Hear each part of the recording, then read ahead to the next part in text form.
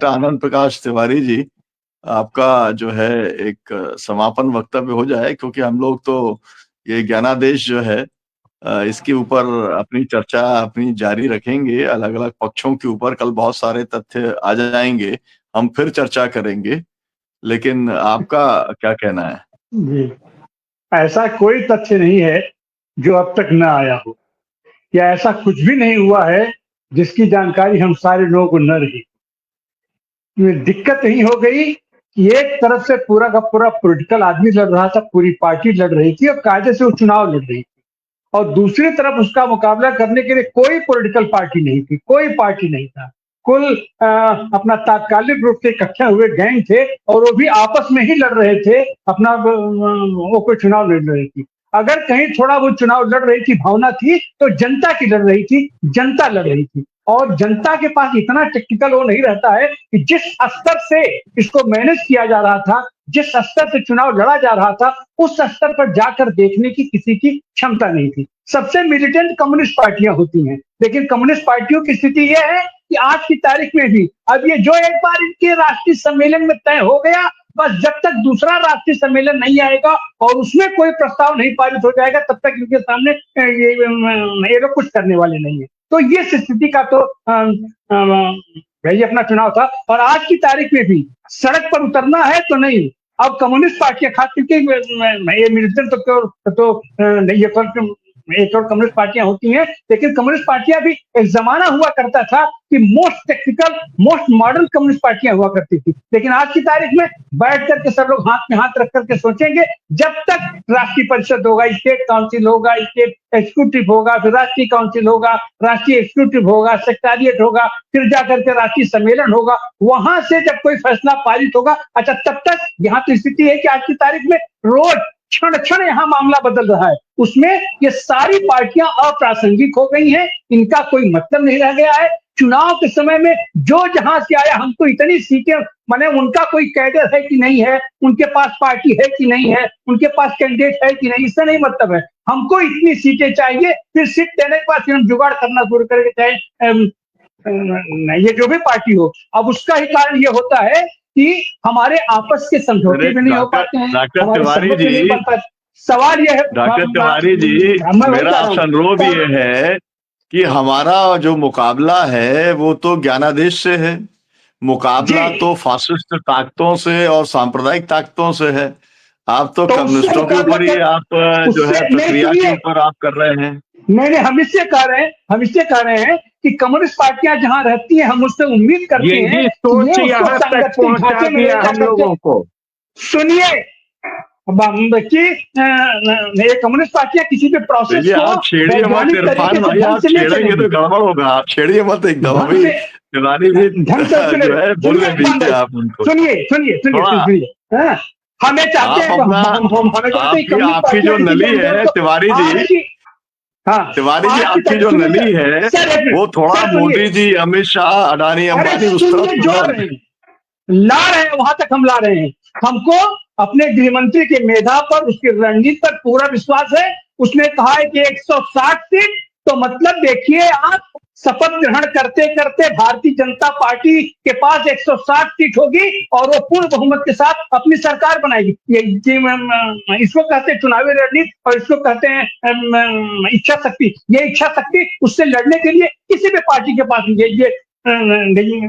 ये तथाकथित political party की बात कर रहे हैं, कोई पॉलिटिकल पार्टी नहीं, किसी के पास कोई रणनीति, किसी पास कुछ नहीं है, बस खाली सब लोग बस लड़ना चाहिए, लड़ जाना चाहिए। और कोई पार्टी चुनाव नहीं लड़ती है, चुनाव व्यक्तिगत कैंडिडेट के कंधे पर डाल दिया जाता है, व्यक्तिगत कैंडिडेट लड़ता है। अगर पार्टी लड़ी होती तो आज ही तारीख में ये जिस तरीके से घोषणा हुई थी कि अगर इसमें अगर गड़बड़ी हुई तो मतदान केंद्र से चाहे हमारी लाश निकलेगी या जो चुनाव अधिकारी की लाश निकलेगी, कितनी लाशें निकली।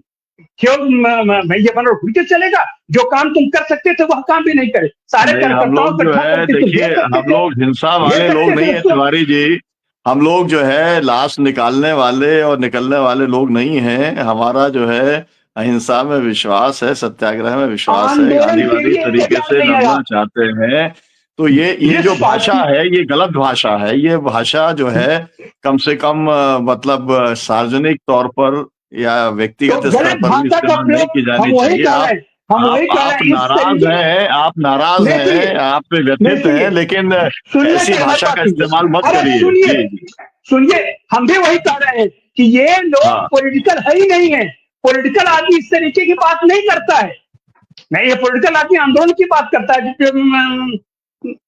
जो काम करना चाहिए वो तो आप कर नहीं रहे हैं। आप उसका घेराव कर सकते थे, आप अपना रोष करते थे। आज की तारीख में आप बताइए, पूरे देश के पैमाने पर, बिहार के पैमाने पर किसी विधानसभा में इसके प्रतिरोध के लिए क्या किया गया? तिवारी कुछ नहीं जी, किया गया। सिर्फ ज्ञान देने से मामला न चलेगा, तो आप ये कीजिए, वो कीजिए। ज्ञान नहीं देते, आवाज आपको बता, आप सुनिए क्यों इरफान भाई, भाई जो है सुनिए आप इरफान भाई, तो ज्ञान नहीं देते हैं। हम आपके यहाँ गोदी चलते हैं, हम मीडिया आपके वाली घर तक चैनल की करवाते हैं, बहस आप बना रहे हैं। हम लोग उस हम स्तर आपके पे घर तक कभी करवाते बहस हैं। नहीं करते हैं। मेरा कहना आपसे ये है कि ये जो है मामला बिहार तक अब सीमित नहीं रह गया है। जो है वो उन्होंने एकदम स्पष्ट कर दिया है कि अब यही बंगाल में होगा, यही 5 राज्यों के बिल्कुल अंदर होगा। होगा। इसके लिए ऑल इंडिया आपको रणनीति आपको बनानी पड़ेगी। अब इस लड़ाई को अकेले बिहार में नहीं लड़ा जा सकता, ऑल इंडिया लेवल पे लड़ना पड़ेगा।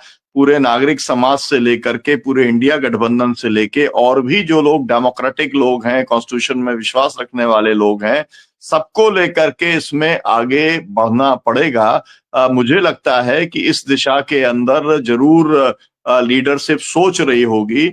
और जो है लीडरशिप अगर नहीं भी सोची होगी, मैं तो अभी चंडीगढ़ के अंदर बैठा हुआ हूँ, लीडरशिप ने नहीं सोचा किसान आंदोलन का, पार्टियों की लीडरशिप ने, लेकिन किसानों ने आंदोलन किया। मजदूर अपना आंदोलन करते हैं। बहुत सारे पूरी दुनिया के अंदर सब कुछ लीडरशिप ही नहीं सोचती है, पॉलिटिकल पार्टी ही नहीं सोचती है। तो लोग अपना अपना काम करेंगे। मुझे लगता है कि कोई तैश के अंदर, कोई बहुत गुस्से के अंदर जो है ना तो कोई आंदोलन चल सकता है और ना ही कोई नतीजे निकल सकते हैं। नेपाल जैसा भी कुछ हो जाए तो उससे क्या नतीजा निकला, ये बात आपने देख ली है। बगल में बांग्लादेश के अंदर हो गया तो क्या निकला, ये भी आपने देख लिया है कि अमेरिका का पिट्ठू एक आकर के वहां पर बैठ गया। तो हम लोग जो है, मेरा कहना ये है कि ये सीरियस थ्रेट है। सीरियस थ्रेट को अब, अभी तक ये था कि थोड़ा मोड़ा दिख रहा था, राहुल गांधी बता रहे थे, कभी हरियाणा में बता रहे थे, कभी महाराष्ट्र में बता रहे थे। क्या ये काम नहीं हो सकता है? हम लोग इसके ऊपर बात करेंगे कि क्या ये ऐलान महागठबंधन कर सकता है कि हम तो बैलेट से, हम गांव गांव के अंदर सैंपल, हम लोग जो है 100 जगह पर हम लोग बैलेट से पोलिंग कराएंगे।